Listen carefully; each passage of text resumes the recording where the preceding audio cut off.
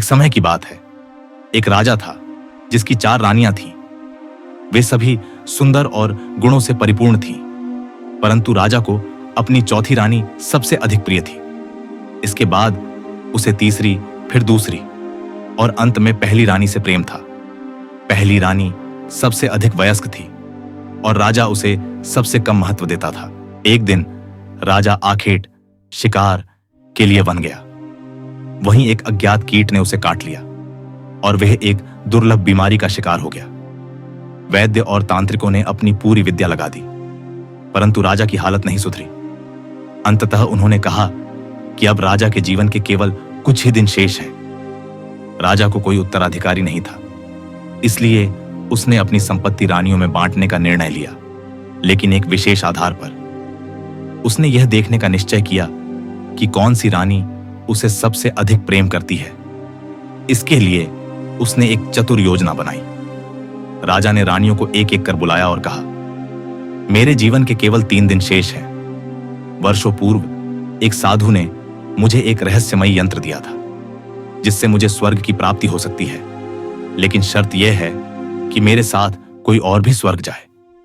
परंतु स्वर्ग में प्रवेश से पहले हमें 7 वर्ष नरक में भयंकर यातनाएं सहनी होंगी। चूंकि मैं तुमसे सबसे अधिक प्रेम करता हूं, इसलिए तुम्हें यह अवसर देना चाहता हूं कि तुम मेरे साथ चलो। चौथी रानी से राजा ने सबसे पहले पूछा।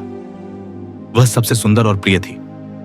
रानी ने निसंकोच कहा, मुझे आपसे प्रेम है, इसमें कोई संदेह नहीं, परंतु मृत्यु का सामना हर किसी को अकेले ही करना होता है। मैं यहीं रहना पसंद करूंगी।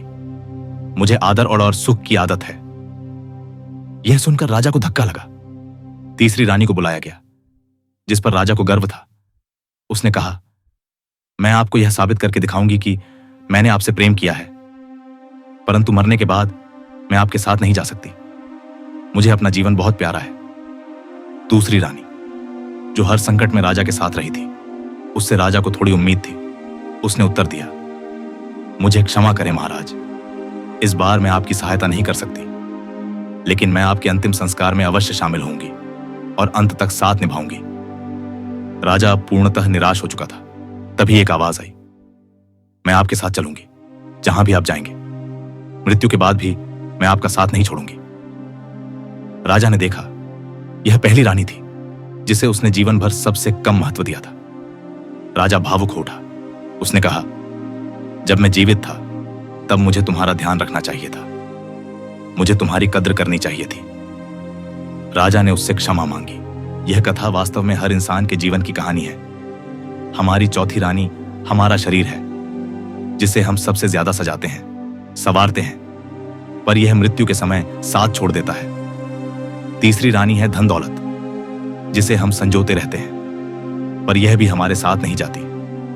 दूसरी रानी है परिवार और मित्र, जो हर सुख दुख में साथ देते हैं, पर अंत समय में केवल अंतिम विदाई देने आते हैं।